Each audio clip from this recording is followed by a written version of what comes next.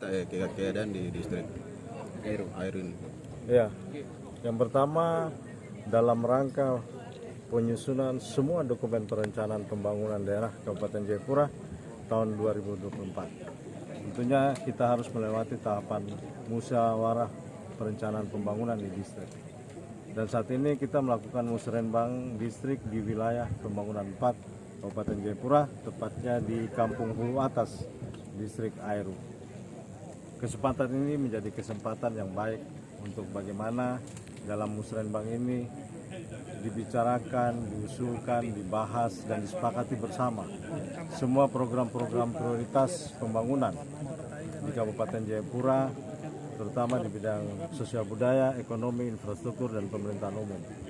Sehingga kesempatan ini juga adalah kesempatan strategis untuk kita siapkan semua dokumen perencanaan dalam rangka menjawab kebutuhan dan tantangan di wilayah pembangunan 4 bagi peningkatan taraf hidup dan kesejahteraan masyarakat di Kabupaten Jayapura. Menyangkut pemberian motor. Ya, terkait pemberian motor, dua unit motor kepada ketua klasis dan juga kepada para pelayan. Ini penting bahwa bagian dari kegiatan, bagian dari bidang pemerintahan umum di mana kita harus bisa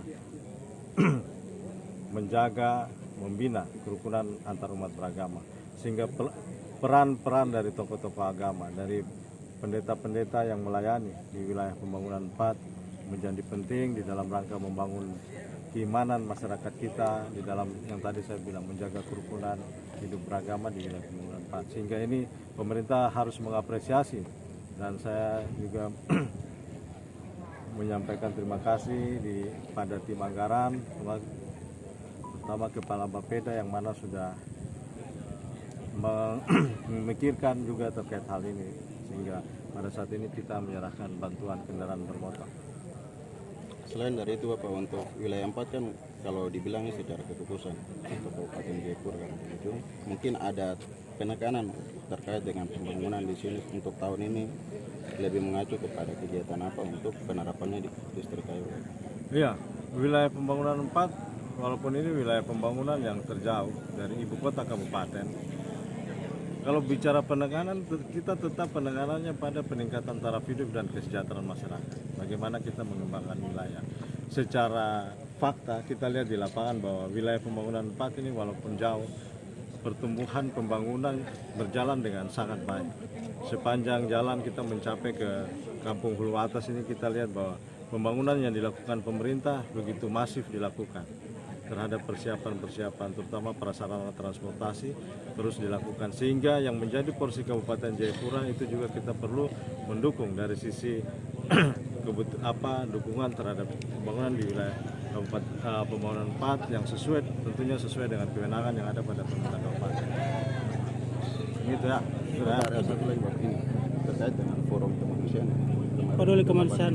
Forum peduli kemanusiaan. Menurut tanggapan pemerintah? Ya, terkait situasi yang kemarin,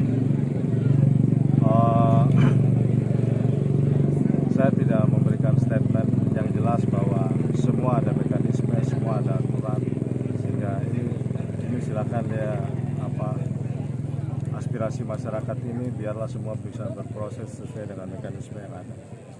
Apakah Bapak nanti dalam waktu dekat mau panggil yang forum ini? Saya belum ada rencana itu.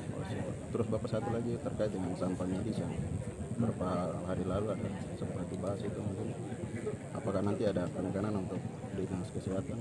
Iya, menyangkut sampah medis ini kita tidak usah cari siapa pelakunya, atau kita tidak perlu menuduh siapa yang melakukan itu, tapi yang jelas bahwa tanggung jawab kita dalam terutama penataan lingkungan hidup, menjaga situasi kehidupan masyarakat yang nyaman tetap menjadi prioritas untuk kita memindahkan lokasi TPS ke lokasi TPA Waifron yang kita sudah sediakan.